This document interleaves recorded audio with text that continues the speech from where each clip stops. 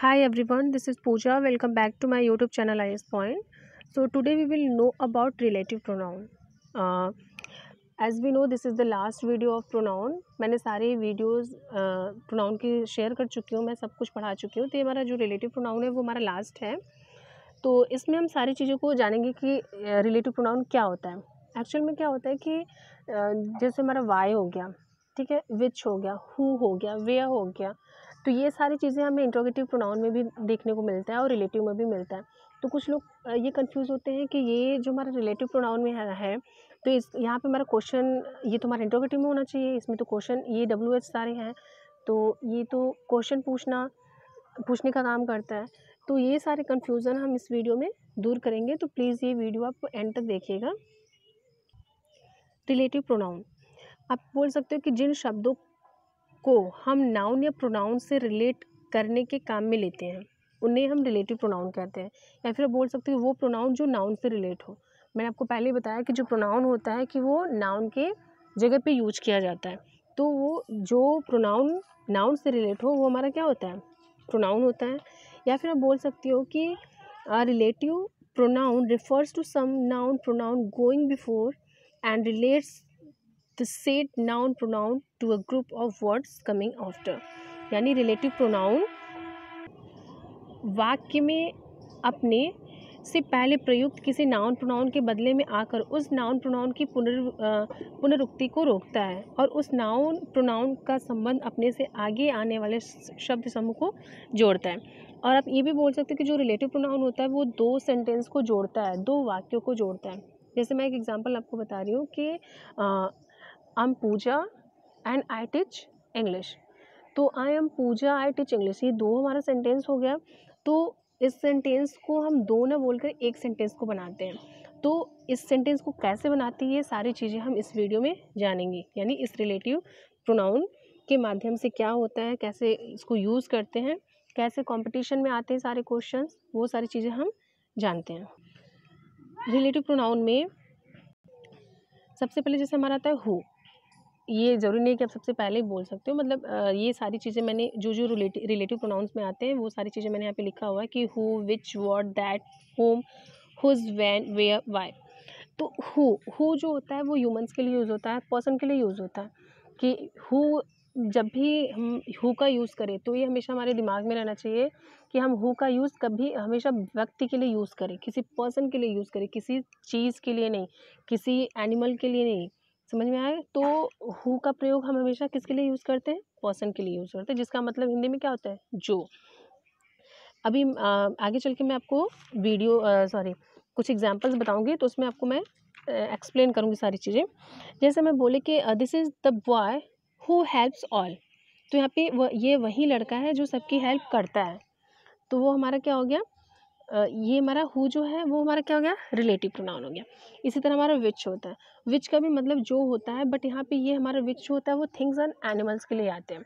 यानी जब हम कहीं चीज़ों के बारे में डिस्कस कर रहे हो या फिर हम एनिमल्स की बात कर रहे हो तो वहाँ पे हम विच का यूज़ करते हैं, ना कि हु का यूज़ करते हैं. आप ये सारी चीज़ें हमेशा मतलब माइंड में रखिएगा जब हम किसी कंपटीशन में बैठते हैं या फिर जब हम बोलचाल में बोलते हैं ये सारी चीज़ें. तो हमें हमेशा याद रखना चाहिए कि हु का प्रयोग हमेशा पर्सन के लिए यूज़ करते हैं, विच का प्रयोग हमेशा हम थिंग्स एंड एनिमल्स के लिए यूज़ करते हैं. उसके बाद आता है हमारा व्हाट. तो व्हाट भी आप देखते हो, जैसे कुछ लोग बोलेंगे व्हाट तो मतलब क्या होता है, क्वेश्चन पूछने के लिए होता है.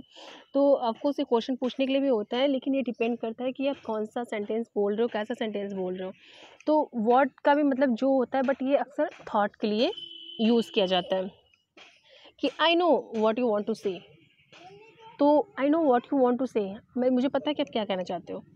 तो ये हमारा जो होता है वॉट वो थॉट्स के लिए आते हैं. उसके बाद हमारा आता है दैट.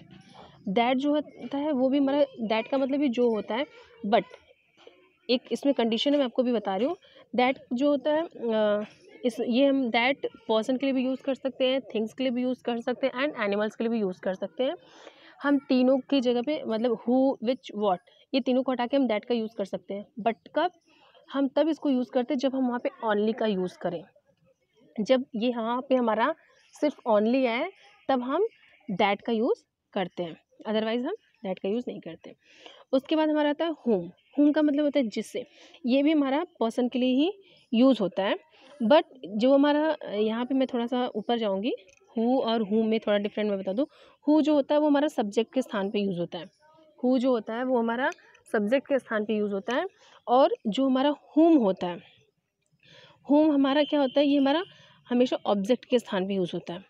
आप हु और whom मैंने जब इंटरोगेटिव प्रोनाउन पढ़ाया था उसमें थोड़ा 1-2 सेंटेंसेस मैंने बताया होता है डिफाइन करके कि वो हमारा ऑब्जेक्टिव केस होता है और उसके बाद हमारा हु जो होता है वो हमारा सब्जेक्टिव केस होता है। तो हु जो होता है वो हमारा सब्जेक्ट के स्थान पे यूज़ किया जाता है और whom जो है, whom हमारा वो हमारा ऑब्जेक्ट के स्थान पे यूज़ किया जाता है। किसके लिए यूज़ करते हैं, पर्सन के लिए ही यूज़ करते हैं। उसके बाद हमारा आता है हुज़। हुज़ मतलब होता है जिसका, जिसकी, जिसके। उसको वो सारी चीज़ें मैं अभी जब एग्जाम्पल बताऊंगी तब मैं आपको एक्सप्लेन करूंगी। उसके बाद हमारा आता है व्हेन, मतलब जब, टाइम। यहाँ पे ये जब मतलब टाइम के लिए ये यूज़ होता है कि ये हमारा कब, मतलब जब ये हुआ। यहाँ पे देखो व्हेन जो है वो इंटरोगेटिव सेंटेंस में भी आता है, बट मैं आपको पहले ही बताई हूँ कि रिलेटिव प्रोनाउन में इसका मतलब थोड़ा अलग होता है। रिलेटिव प्रोनाउन में व्हेन का मतलब यहाँ पे जब होता है, कब नहीं। उसके बाद हमारा वेयर आता है जिसका मतलब होता है जहाँ, कि I know where are you going. Sorry, ये तुम्हारा इंटरोगेटिव में हो जाएगा। आप ऐसे बोल सकते हो कि I know where he goes there. तो ये हमारा क्या होता है, ये सारे हमारे रिलेटिव प्रोनाउन होते हैं। इसके बाद वाई। अब वाई जो होता है उसका मतलब क्यों होता है, बट ये हमारा रीज़न के लिए यूज़ किया जाता है, जो कि मैं आपको आगे जो एग्जांपल्स लिखी हूँ उसको मैं अभी डिफ़ाइन करूँगी और उसको बताऊँगी कि कैसे क्या होता है। जैसे यहाँ पे मैंने हु का यूज़ लिखा हुआ है कि this is the boy who helps all. तो सबसे पहले मैं आपको बता दूँ कि यह वही लड़का है जो सबकी हेल्प करता है। तो इसमें एक और चीज़ है कि हु का यूज़ जो है वो ह्यूमंस के लिए यूज़ करते हैं, व्यक्ति के लिए यूज़ करते हैं, बट इसमें एक कंडीशन है कि ये बच्चों के लिए यूज़ नहीं किया जाता है। जैसे छोटे बच्चे हो गए, इन्फेंट हो गए, नवजात शिशु जो हो गए, उनके लिए हम हु का यूज़ नहीं करते हैं। न कि बस इनका यूज़ हम व्यक्ति के लिए यूज़ करते हैं, ना एनिमल के लिए यूज़ करते हैं, ना थिंग्स के लिए यूज़ करते हैं, और ना ही छोटे बच्चों के लिए हम हु का यूज़ करते हैं। एंड वन मोर थिंग कि रिलेटिव प्रोनाउन जो होता है वो अपने पिछले शब्द से रिश्ता रखता है। जैसे मैंने यहाँ पे लिखा है कि this is the boy who helps all. तो this is the boy who helps all, यानी कि ये वही लड़का है जो सबकी हेल्प करता है। यानी हु के जस्ट आप पीछे देखोगे तो वहाँ पे बॉय लिखा हुआ है। तो इसका मतलब ये क्या है कि जो रिलेटिव प्रोनाउन होते हैं वो अपने पिछले शब्द से रिश्ता रखता है, न कि दिस से रिश्ता रखेगा। वो किससे रिश्ता रखेगा, जो रिलेटिव प्रोनाउन के जस्ट पीछे रहेगा। तो ये हमारा हु का यूज़ हो गया। उसके बाद मैंने लिखा है this is the house which Jack built, या the dog which is sitting there barks very much. तो मैंने आपको बताया था कि विच का जो यूज़ होता है वो हम व्यक्ति, एनिमल के लिए और थिंग्स के लिए यूज़ करते हैं। तो जैसे यहाँ पे मैंने थिंग्स के लिए यहाँ पे यूज़ किया है। पहला हमारा जो सेंटेंस है मैंने लिखा है कि this is the house which Jack built, यानी ये वही हाउस है जो जैक ने बनाया है। ये वही हाउस है जो जैक ने बनाया। अब यहाँ पे हाउस क्या है, हाउस हमारा थिंग्स है, जो कि हमारा देखो विच के जस्ट पीछे आया है। तो ये किसके बारे में बात हो रही है, हाउस के बारे में बात हो रही है। फिर उसके बाद मैंने नीचे सेंटेंस लिखा हुआ है the dog which is sitting there barks very much. The dog which, अब देखो विच के जस्ट पीछे क्या हुआ है, डॉग आया है। तो हम किसके बारे में बात कर रहे हैं, डॉग के बारे में। जो बैठा हुआ है वो क्या कर रहा है, बार्क्स वेरी मच, बहुत भौंक रहा है। उसके बाद मैंने लिखा है कि मैंने वॉट का यूज़ लिखा है। I know what you want to do, मुझे पता है या फिर मैं जानता हूँ कि आप क्या करना चाहते हो। तो यहाँ पे मतलब आपको वो सारी चीज़ें पता है क्या आप, या फिर यहाँ पे क्या नहीं, या फिर आप बोल सकते हो कि मुझे पता है कि जो आप करना चाहते हो, मैं वो जानता हूँ कि आप जो आप करना चाहते हो, या फिर मुझे पता है जो आप बोलना चाहते हो। हम लोग अक्सर हिंदी में बोलते हैं ना कि कोई हमारा सामने वाले से हम बात करते रहते हैं, तो सामने वाला कुछ बोलने वाला होता है, तब से हम तुरंत बोल देते हैं कि I know what you want to say, यानी मुझे पता है जो आप बोलना चाहते हो। तो यहाँ पे व्हाट का मतलब जो हो गया। I know what you want to do, मुझे पता है जो आप करना चाहते हो। तो यहाँ पे हमारा व्हाट मतलब जो हो गया। उसके बाद मैंने लिखा हुआ है जैसे कि this is the only girl that can help you. मैंने आपको पहले बताया था कि दैट का यूज़ जो है हम पर्सन के लिए भी, थिंग्स के लिए भी एंड एनिमल के लिए भी यूज़ करते हैं, बट कहाँ, जब हम ओनली का यूज़ करें। अगर आप ओनली का यूज़ नहीं कर रहे हैं तो हम दैट का यूज़ नहीं करेंगे। देखिए जैसे मैंने यहाँ पे लिखा है this is the only girl, this is the only girl that can help you. ये वही केवल वो लड़की है जो आपकी हेल्प कर सकती है। तो यहाँ पे मैंने ओनली का यूज़ किया हुआ है। उसके बाद जैसे मैंने यहाँ पे लिखा है होम का यूज़ लिखा हुआ है कि this is George whom you met at our house last year। यानी ये जॉर्ज हैं जिनसे हमने कहाँ मिला था, लास्ट ईयर अपने घर पे, हमारे घर पे मिले हुए थे। तो यहाँ पे होम के जस्ट देखिए पीछे जॉर्ज आया है, यानी ये किससे रिलेट कर रहा है, होम, ये जॉर्ज से रिलेट कर रहा है, हम जॉर्ज के बारे में बात कर रहे हैं। फिर यहाँ पे जैसे मैंने हुज का लिखा हुआ है कि this is the girl whose parents died in an accident. यानी ये वही लड़की है जिसके पेरेंट्स एक एक्सीडेंट में मर गए थे। यहाँ पे देखिए हुज मतलब जिसका, जिसके, जिसकी। This is the girl whose parents died in an accident. And इसके बाद मैंने लिखा हुआ है कि England won the world cup in 1966। It was the year when we got married. यानी इंग्लैंड जब 1996 में वर्ल्ड कप जीता था, ये वही साल है जब हम लोग शादी किए हुए थे। तो यहाँ पे जब, यहाँ पे कब नहीं आए, यहाँ पे वैन का मतलब कब नहीं है, यहाँ पे वैन का मतलब जब है। यानी it was the year when we got married, ये वही साल था जब हम लोगों ने शादी किया हुआ था। उसके बाद मैंने लिखा है do you remember the place where we caught the train. क्या आपको याद है जहाँ हम लोग ट्रेन को पकड़े हुए थे। अब यहाँ पे वेयर मतलब कहाँ नहीं कि आप कहाँ ट्रेन पकड़े हुए थे, यहाँ पे जहाँ की बात हो रही कि यानी वो प्लेस की बात हो रही कि वो कौन सा प्लेस है जहाँ पे हम लोगों ने ट्रेन को पकड़ा हुआ था। यहाँ पे जैसे फिर लास्ट में लिखा है कि I don't know why she is laughing at me. I don't know why she is laughing at me, मुझे नहीं पता कि वो मेरे पर हंस क्यों रही है। यहाँ पे देखो रीज़न है, यहाँ पे रीज़न को बताया गया है कि I don't know why she is laughing at me. तो ये सारी चीज़ें हमारा क्या होता है, ये हमारा रिलेटिव प्रोनाउन होता है जो कि अपने पिछले शब्द से रिश्ता रखता है, जो नाउन है प्रोनाउन के बारे में। अब देखो जैसे यहाँ पे this is the girl whose parents, अब यहाँ पे गर्ल क्या है, नाउन है। अब उसके बाद अब यहाँ पे सेकंड सेंटेंस में यहाँ पे वर्ल्ड कप की बात हो रही है इंग्लैंड में, जब इंग्लैंड 1966 में वर्ल्ड कप जीता था, तो ये वही साल था। यानी ये सारी चीज़ों किसको रिलेट कर रहा है, नाउन या प्रोनाउन को रिलेट कर रहा है, इसलिए हमारा क्या हो गया, ये रिलेटिव प्रोनाउन हो गया। एंड वन मोर थिंग, मैं यहाँ पे आपको एक सेंटेंस बताती हूँ।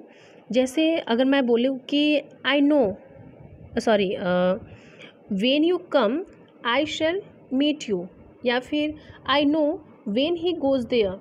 तो रिलेटिव प्रोनाउन में क्या होता है कि रिलेटिव प्रोनाउन में व्हेन के बाद अगर कोई फ्यूचर टेंस में आता है, जैसे मैंने बोला कि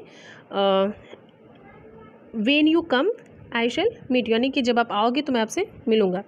तो जब मैं आऊँगा तब मैं आपसे मिलूँगा, तो हिंदी में तो हम फ्यूचर में दोनों बोल रहे हैं, बट जब हम सेंटेंस को यूज़ करते हैं, जब हम ग्रामर में लिखते हैं, तो वहाँ पे हमें हमेशा ये माइंड में रखना चाहिए कि हम दो फ्यूचर एक साथ में नहीं रख सकते। तो जब भी आप कभी ऐसे बनाओ तो वेन के बाद अगर कोई फ्यूचर आता है तो फ्यूचर टेंस में ना लिख के हम किस में लिखते हैं, उसको प्रेजेंट टेंस में लिखते हैं।